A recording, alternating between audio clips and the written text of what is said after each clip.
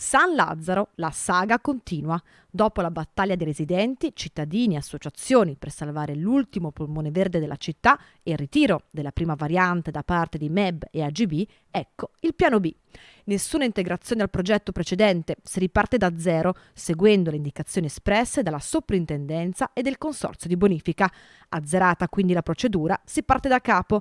Le revisioni apportate dai progettisti riguardano principalmente la distribuzione del verde, le mitigazioni ambientali e l'equilibrio idraulico. AGB in questo nuovo piano rinuncia a circa 600 metri quadrati del nuovo stabilimento, in corrispondenza della roggia di Rosà, preservando così un'ampia zona verde verso il corso d'acqua. A cambiare non solo la geografia green del progetto. Le aziende infatti prevedono di piantare 22.500 alberi e 7.000 piante in più rispetto alle richieste. Novità anche sul disegno idrico. I bacini di laminazione saranno sistemi interrati in grado di smaltire lo stesso volume di accumulo con un minore impatto paesaggistico.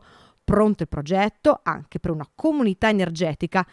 Le aziende, oltre a provvedere al proprio fabbisogno, metteranno a disposizione gratuitamente energia prodotta da fonti rinnovabili, oltre che a donare alla città una nuova casa della comunità.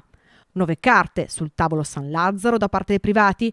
Ora la palla passa alle conferenze di servizi e soprattutto al Consiglio Comunale.